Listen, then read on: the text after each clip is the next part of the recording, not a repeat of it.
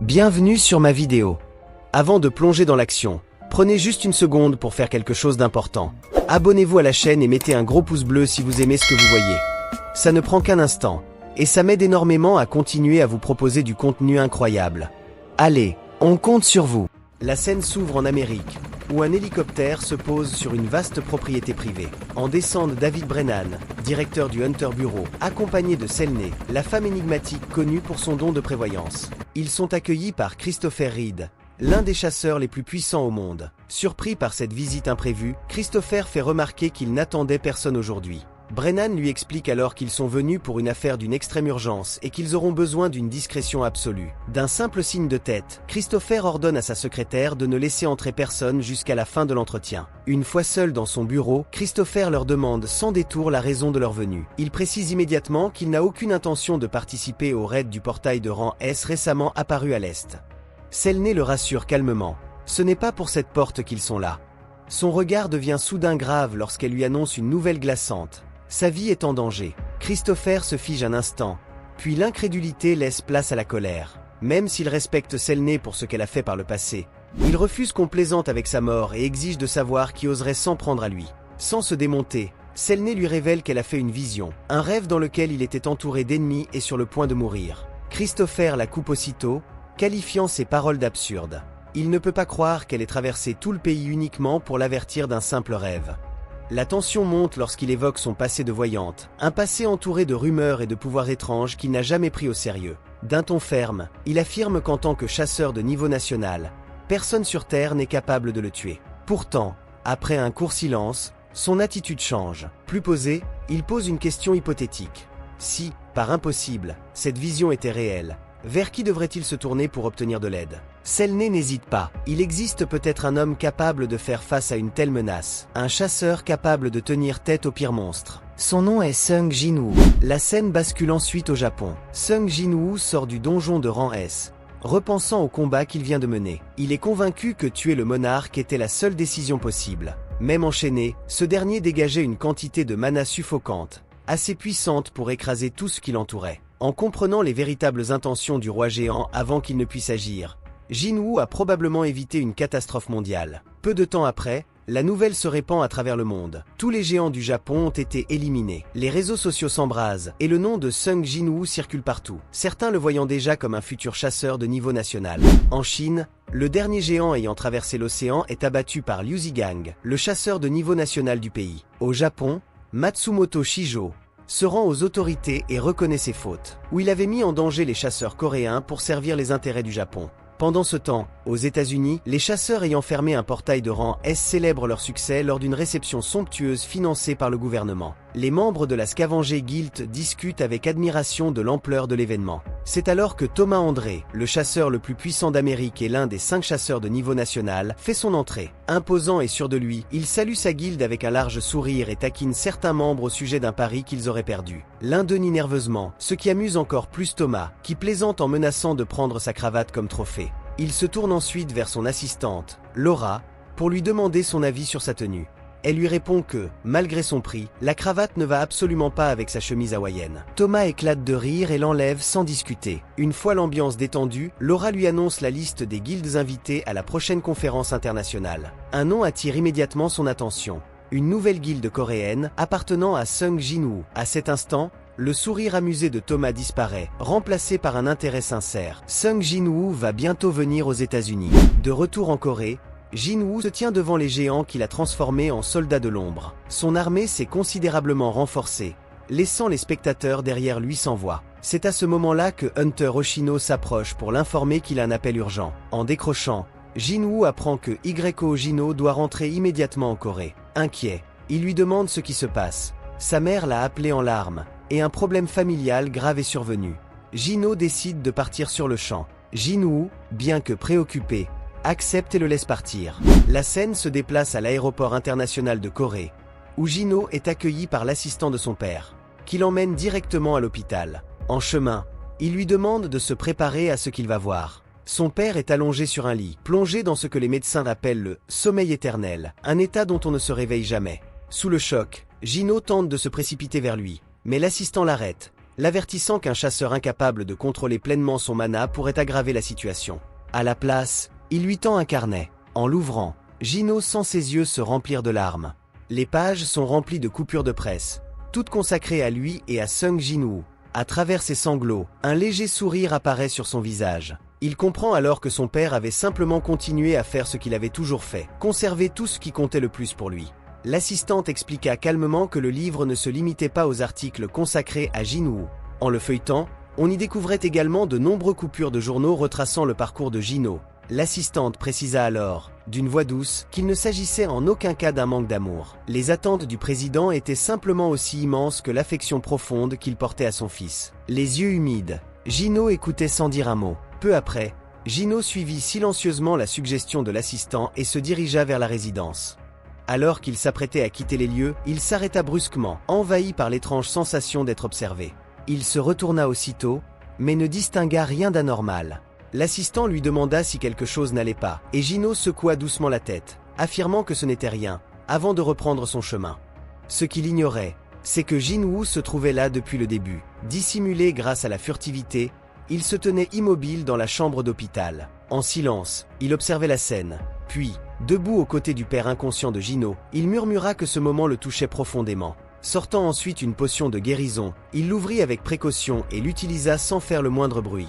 À l'extérieur de l'hôpital, Eugénie, la sœur de Gino, venait tout juste d'arriver. En entrant dans le bâtiment, elle croisa brièvement Jin-woo, qui passa devant elle sans attirer son attention. Ne le reconnaissant pas, elle poursuivit son chemin vers la chambre de son père. Lorsqu'elle entra, son père était assis bien droit sur son lit, éveillé, et la regardait. Submergé par l'émotion, des larmes se mirent à couler sur son visage tandis qu'elle se précipitait à ses côtés. Peu de temps après, les médecins arrivèrent en urgence, complètement abasourdis par la situation.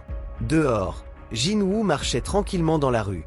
Arrivé un peu plus loin, il murmura qu'il était encore un peu tôt, mais souhaita tout de même un joyeux anniversaire à Gino. Après un moment, il consulta sa capacité d'échange d'ombre afin de retourner au Japon. Le temps de recharge indiquait encore 54 minutes. Ayant du temps devant lui, il se demanda comment occuper l'heure restante. Pendant un bref instant, le visage de Shah-in lui traversa l'esprit. Mais il chassa rapidement cette pensée et décida plutôt de chercher un donjon à piller. La scène se déplace aux États-Unis chez Christopher Reed. L'un des chasseurs de niveau national les plus puissants au monde dormait paisiblement chez lui. Soudain, il se réveilla en sursaut, son instinct lui hurlant que quelque chose n'allait pas. Se levant aussitôt, il traversa les couloirs silencieux de sa résidence. Le calme pesant qui régnait autour de lui était profondément inquiétant. Il attrapa un verre à vin et le lança violemment au sol. Le verre se brisa, mais aucun son ne résonna. Son expression se durcit instantanément. Quelque chose d'anormal était clairement à l'œuvre. Christopher se souvint alors de l'avertissement de Lady Selney, ainsi que de la carte de visite que Michael Connor lui avait donnée. Michael lui avait demandé de le contacter immédiatement s'il ressentait quoi que ce soit d'étrange. Ses pensées furent interrompues lorsqu'une silhouette apparut devant lui. Un homme mystérieux, accompagné de plusieurs autres individus, se tenait dans l'ombre. Christopher leur demanda qui ils étaient. L'homme répondit d'un ton énigmatique, affirmant que Christopher ne pourrait jamais rien protéger tant qu'il continuerait de se ranger du côté de l'humanité. Ils le décrivirent comme un fragment de lumière éclatante. En entendant ces paroles prononcées dans le langage des monstres, la colère de Christopher explosa. Il exigea des réponses, mais l'homme se contenta de lever le doigt vers le ciel, déclarant qu'il ne s'adressait pas à Christopher lui-même, mais à l'entité à laquelle il était lié, celle qui se trouvait au-dessus. Furieux, Christopher grogna, leur demandant s'ils pensaient vraiment que tout cela était une plaisanterie. Il activa alors ses pouvoirs, son corps se mettant à briller intensément tandis qu'il entrait dans un état de spiritualisation. Les intrus furent stupéfaits de voir un humain manier une telle capacité. Mais Christopher avait déjà perdu patience. Entièrement transformé, il se projeta en avant, jurant qu'au moins l'un d'entre eux mourrait de sa main cette nuit-là. C'est ainsi que débuta une bataille d'une violence extrême. De retour au Japon, Jin-woo se trouvait à bord d'une voiture en direction de l'aéroport. À l'extérieur, des foules immenses s'étaient rassemblées, acclamant et remerciant l'homme qui avait sauvé leur pays d'une annihilation totale face aux géants. Jin-woo remarqua l'ampleur impressionnante de la foule venue simplement pour l'apercevoir. Plus tard, une fois l'avion en plein vol, l'attention se porta sur l'intérieur de la cabine. Assis calmement, Jin-woo réfléchissait aux étranges coïncidences capables de placer un visage familier à ses côtés dans un avion. Contre toute attente, le siège voisin était occupé par nul autre que l'agent Adam White. Jin-woo lui demanda alors si cette rencontre relevait réellement du hasard. Adam admit qu'il aurait aimé que ce soit le cas, même si la réalité était différente. Il rappela qu'ils ne s'étaient rencontrés qu'une seule fois auparavant, et pourtant Jin-woo se souvenait parfaitement de lui. La voix de Beru résonna alors dans l'ombre, lui rappelant que, cette fois-ci, Jin-woo n'oublierait pas le nom de cet homme. Jin-woo demanda ensuite pourquoi Adam était présent alors que les négociations officielles avaient déjà été interrompues. Expliqua qu'il avait une information cruciale à partager. Jin-woo lui demanda alors si les États-Unis avaient échoué à contenir une porte de rang S. Adam le rassura immédiatement. Pour s'expliquer davantage, Adam lui montra une vidéo montrant une maison en flammes, tandis que les pompiers tentaient désespérément d'éteindre l'incendie. Dans la vidéo, les pompiers expliquaient qu'il ne s'agissait pas d'un feu ordinaire, et que, peu importe les méthodes employées, les flammes refusaient de s'éteindre. Jin-woo demanda alors ce qu'il était censé voir exactement. Adam l'invita à regarder jusqu'au bout. C'est alors qu'il voit le cadavre de Christopher Reed, l'un des chasseurs de niveau national, celui-là même qui était à l'origine de ces flammes dévastatrices. Jin-woo comprit immédiatement que si un tel brasier avait existé, c'est qu'un affrontement d'une ampleur colossale avait forcément eu lieu.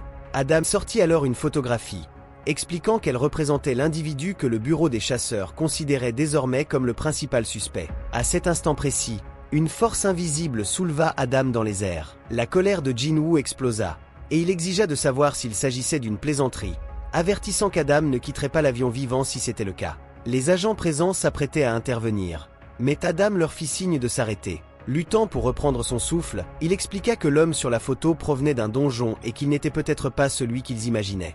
Jin-woo lui ordonna de poursuivre. Adam révéla alors que la signature magique de cet homme était identique à celle des monstres et que, lors d'un interrogatoire, il avait attaqué un chasseur de rang S. Il rappela également l'explosion survenue des mois plus tôt au quartier général du bureau des chasseurs, un événement qui avait bouleversé le monde entier. Jin-woo demanda si les autorités pensaient que cet incident était lié à son père, laissant Adam continuer. Celui-ci expliqua que le suspect avait neutralisé plusieurs agents du FBI avant de disparaître sans laisser la moindre trace, comme s'il s'était volatilisé. Adam reconnut combien la situation devait être éprouvante pour Jin-woo, mais affirma que toutes les preuves désignaient cet homme comme responsable. Jin-woo demanda alors pourquoi on lui montrait cette photographie. Adam évoqua la prochaine conférence internationale des guildes qui se tiendrait à New Bern, où des représentants du monde entier seraient présents, et expliqua que le bureau comptait diffuser des avis de recherche à cette occasion, rendant l'affaire publique. La perte d'un chasseur de niveau national avait poussé les États-Unis à employer tous les moyens possibles pour retrouver le coupable. Adam précisa qu'il était venu avertir Jin-woo afin de préserver de bonnes relations. Jin-woo resta silencieux, profondément bouleversé. Son père, Sun Il-hwan, disparu depuis 10 ans, était réapparu sans explication et était désormais considéré comme un monstre par les autorités. L'un des chasseurs accompagnant Adam demanda à ce dernier s'il allait bien. Adam répondit qu'il allait bien. Intérieurement, il se disait que la télékinésie est une capacité extrêmement complexe, que seul un chasseur de rang national peut utiliser sur une telle portée. Cela signifiait une chose, Sung Jin-woo était devenu le 6e chasseur de rang national, et il devait en informer ses supérieurs au plus vite. Quelques jours plus tard, la liste officielle des guildes invitées à la conférence internationale fut publiée, et la présence de la guilde Ajin, récemment fondée, provoqua une vive surprise en Corée. Une conférence de presse fut rapidement organisée, durant laquelle Cho Jong-in, maître de la guilde des chasseurs, fut interrogé. Il expliqua que le choix du bureau américain était logique, ayant combattu aux côtés de Jin-woo lors de situations mortelles, notamment durant le raid de l'île de Jeju, et ayant constaté personnellement l'étendue de sa puissance. Selon lui, la guilde Ajin pouvait rivaliser avec n'importe quelle guilde au monde. Interrogé sur le fait que sa propre guilde ne représenterait plus la Corée, Cho admit ressentir un léger regret, mais surtout une grande fierté. Il rappela qu'en temps de crise, face à des monstres écrasantes, la Corée disposait désormais d'un chasseur en qui il pouvait avoir une confiance absolue, Sun Jin-woo, celui-là même qui avait sauvé sa guilde. Après l'entretien, Cho quitta les lieux et se dirigea vers sa voiture lorsqu'un subordonné l'informa qu'une porte récemment apparue à Suzodon avait été réservée. Bien qu'elle soit classée rang A et que ses relevés énergétiques ne paraissent pas menaçants, Cho s'étonna que la guilde Ajin ne se soit pas manifestée, apprenant qu'elle restait étrangement silencieuse. La scène se tourna vers le siège de l'association des chasseurs. Wu Jin-cheol remit un rapport au président Go Geune indiquant que la Chine avait demandé des informations sur Sun Jin-woo. Bien que la requête se limite à des données publiques, le président trouva ce timing suspect, Jin-woo ayant déjà refusé toute collaboration étrangère. Wu précisa que la demande provenait de Liu Zigang, le chasseur le plus puissant de Chine, considéré comme un 7 étoiles. Après réflexion, le président Go décida de refuser la requête, n'autorisant au besoin que des informations superficielles. Aux États-Unis, Laura informa Thomas André de l'arrivée imminente de Jin-woo. À cet instant, Wang Dong-su entra dans la pièce, mais Thomas l'interrompit sèchement, lui interdisant formellement de toucher Jin-woo. Écrasé par le mana de Thomas, Wang ne put protester. Thomas répéta son ordre et l'envoya en congé forcé durant toute la conférence. Laura, inquiète, demanda s'il obéirait réellement. Thomas répondit simplement qu'Wang préférait être vivant que désobéir. Le jour de la conférence internationale, les guildes les plus puissantes du monde se rassemblèrent. Léonard Neyman, représentant de la guilde allemande RTOR, arriva avec son vice-maître, surpris par l'ampleur de la couverture médiatique. On lui expliqua que tous attendaient l'arrivée du chasseur coréen. De l'autre côté de la pièce, Sung Jinwoo apparut accompagné de Jino et Wu Jinchul. À ce moment précis, Léonard Neyman ressentit une énorme puissance magique émanée de l'ombre de Jinwoo, ce qui lui donna des frissons sur le champ. Il demanda à son vice-capitaine s'il ne voyait pas la même chose, mais celui-ci répondit que non. Léonard expliqua alors qu'à ses yeux, les créatures de l'ombre de Jinwoo ne venaient pas d'un autre monde, mais qu'elles avaient toujours été avec lui.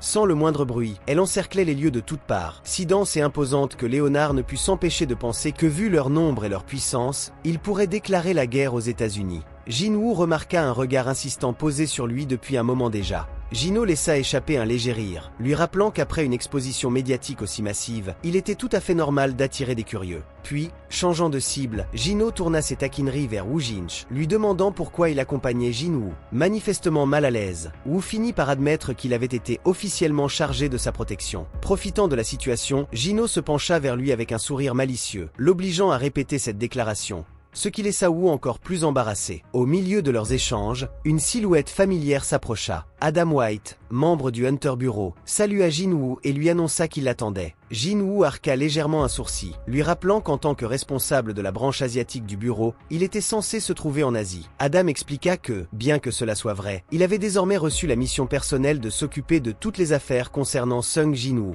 Il donna alors ses instructions. Le reste du groupe coréen serait raccompagné à leur chambre, tandis que Jinwoo l'accompagnerait seul. Jinwoo accepta et demanda à Jino de continuer avec le chef Wu pendant qu'il suivait Adam. Une fois seul, l'atmosphère changea. Jinwoo devint sérieux et posa directement la question. Visiblement nerveux, Adam lui demanda si cela concernait son père. Jinwoo le rassura immédiatement, lui assurant qu'il n'y avait rien de grave, tout en précisant que le bureau des chasseurs des États-Unis le tenait en très haute estime. Dans la voiture, Jinwoo demanda finalement où ils se rendaient. Adam répondit qu'ils allaient au siège du Hunter Bureau. Il expliqua alors que depuis la mort de Christopher Reed, le bureau subissait une pression immense. Cette disparition avait créé un vide extrêmement dangereux dans les défenses nationales. C'est pour cette raison que le bureau avait décidé de mobiliser toutes ses ressources afin de trouver quelqu'un capable de combler ce manque. Lorsque Jinwoo demanda s'il était considéré comme un candidat potentiel, Adam confirma d'un simple hochement de tête. Pour appuyer ses propos, il sortit plusieurs documents et photographies, parmi lesquels figurait le squelette du dragon Kamish ainsi qu'une pierre de rune récupérée sur son cadavre après le raid. Le raid contre Kamish avait été le pire cauchemar de l'humanité, un événement si terrifiant que beaucoup auraient préféré l'effacer de leur mémoire. Pourtant, de la dépouille du dragon, le bureau avait réussi à sécuriser cet artefact d'une puissance exceptionnelle, et il cherchait désormais quelqu'un digne de l'utiliser. Après avoir exposé toutes les preuves, Adam demanda enfin à Jinwoo ce qu'il pensait de leur proposition. Jinwoo observa les photos en silence, puis demanda à revenir sur une image précédente. Adam précisa qu'il s'agissait bien de la photo du cadavre de Kamish. Jinwoo lui demanda alors si le bureau avait conservé les restes du dragon. Adam admit que oui. Jinwoo exigea aussitôt de voir l'endroit où le corps était conservé, insistant pour qu'Adam l'y conduise en priorité. Surpris, Adam lui demanda pourquoi. Jinwoo répondit calmement qu'il avait déjà accordé suffisamment de temps au bureau sans se plaindre, et que cette demande n'était pas excessive en retour. Adam reconnut qu'il ne connaissait pas l'emplacement exact de l'installation, mais ajouta qu'avec le statut de Jinwoo, obtenir une autorisation ne serait pas difficile. Il devait toutefois rédiger un rapport officiel au préalable. Jinwoo s'adossa alors tranquillement et déclara que s'ils devaient attendre, ils attendraient ensemble, avant d'annoncer clairement qu'il l'accompagnerait. Peu après, au siège du Hunter Bureau, le directeur David Brennan se tourna vers Adam White et lui demanda si Sung Jinwoo se trouvait réellement dans le bâtiment. Il s'interrogea à voix haute sur l'intérêt réel du chasseur coréen pour leur offre concernant la rune Stone. Adam répondit honnêtement.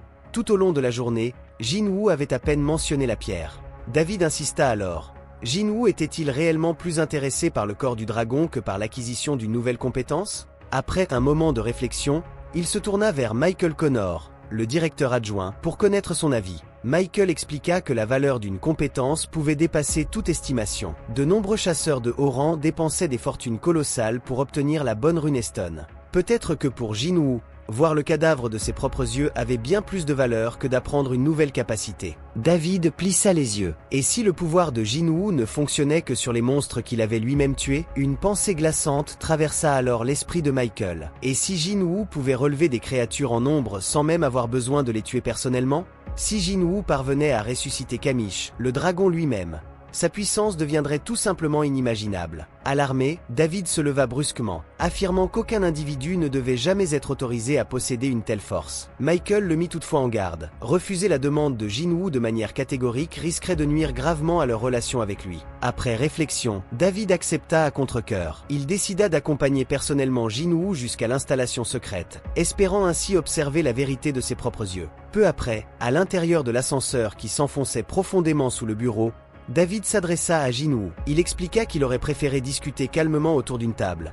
Mais si Jinwoo persistait dans cette voie, ils iraient jusqu'au bout. Lorsque les portes s'ouvrirent, Jinwoo le sentit immédiatement. Des traces résiduelles de mana flottaient encore dans l'air, même après toutes ces années. Il se demanda à quel point l'ombre de cette créature deviendrait puissante s'il réussissait à la ramener. Devant l'immense cadavre, David expliqua que le dragon Kamish avait été conservé exactement dans l'état où il était tombé, vaincu par 5 chasseurs de niveau national. Avant cela, il avait déjà massacré des centaines d'élites. David demanda alors à Jinwoo s'il était satisfait. Sans la moindre hésitation, Jinwoo s'avança et ordonna à tous de reculer. David leva la main pour empêcher toute intervention. Pour l'instant, il se contenterait d'observer. Jinwoo activa sa capacité. Extraction d'ombre. Une notification apparut. Échec de l'extraction. Il réessaya. Cette fois, une brume noire se répandit dans la pièce. Une silhouette colossale s'éleva lentement. Une ombre gigantesque prit forme. La salle entière se mit à vibrer, les structures cédant sous la pression de l'énergie libérée. La voix spectrale du dragon retentit. « Es-tu celui qui m'a invoqué, roi des morts, monarque de l'ombre? Merci d'avoir regardé la vidéo. On se retrouve très bientôt pour le prochain épisode. Surtout n'oubliez pas de vous abonner et de laisser un gros pouce bleu si cette vidéo vous a plu.